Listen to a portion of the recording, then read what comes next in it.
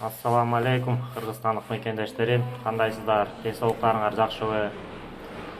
Мен кече бир эжеге кайрылдым эле, юрист эжеге, Москвада Гүлзина эжеге. Балдар бердиле. Ушул эже мигранттарга жардам берет, акчаларын алып берет дегенден. Урусеитов Айбардан акчаларыбызды кандай алсак болот деп. Ал эжебиз сразу эле акча сурайт экен. 100 миң акча сурады менден. Бизде акча жок, өзүбүздө кыйналып жүрсөк. Азыр ошо эженин голосовойлорун угузайм. Гарантия жок да, бар мисалы акчаң 100 миң болгондо деле берип койсоң, ар жагында акчаңды алып береби, алып бербейби, гарантиясы жок.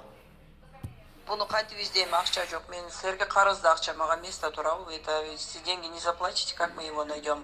Надо заплатить. Алги менттерге акча бериш керек, таап бергиле деп сүрөтүн беребиз, таап беришет. Кантип издейбиз буну? Да причем здесь это 1100 уйдет, чтобы его только найти. Я же не буду ходить по улицам и его искать, правильно? Надо людям заплатить, чтобы они по камерам посмотрели и нашли его.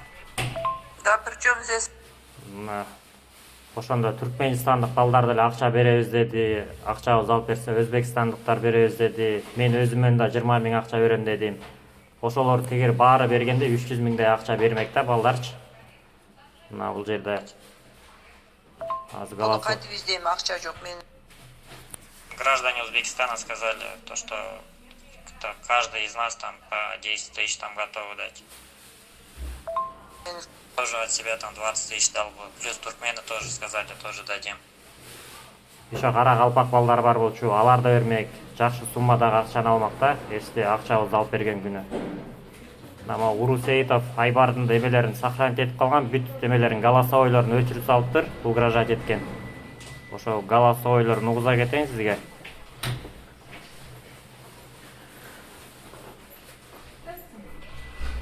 Ошончо жакшылык көргөндөн кийин гандон, ты понял?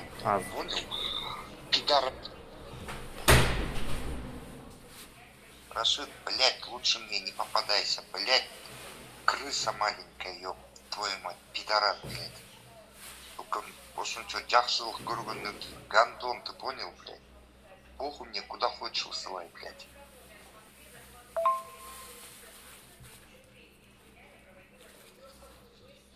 Пидорас конченый, блядь. Как только ты, сука, в Москве появишься, я тебя в рот выебу, понял? Пидорас, блядь. Я тебя, сука, найду в Москве, блядь. Ошо мени табам дептир. Мен башкалардан да угуп атам, айылдыктардан угуп атам. Балдарды жалдап өлтүрүп кетем дептир, акча берипчи. Билгенин кылсын, мен только Аллах Тааладан корком, мен андан коркпойм. Урусеитов Айбардан. Кыргызстандык мекендештери, ушундай аферист адамдарга ишенбегиле, кыргызстандыктар ушуга попал болуп иштешпесин. Кудай буйрса дагы аракет кылам, дагы эме айта кетейин дегем. Посольстводон өзбекстандык балдар заявление жаза албайт экен.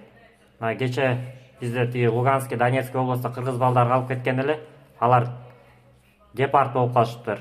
Алар кандай Кыргызстандан арыз жазабы, уже бул жерден жаза алышпайт. Бияктан мен эле жаза алат экен, өзбекстандык балдар жаза албайт экен. Кече ошо тууралуу да айткан эле.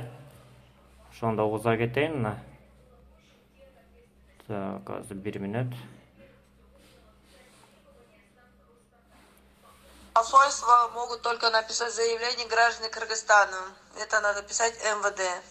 Но у вас должно быть как минимум доказательство, что он должен вам деньги. Хорошо, я этот адрес, точный адрес пробью. И там его можно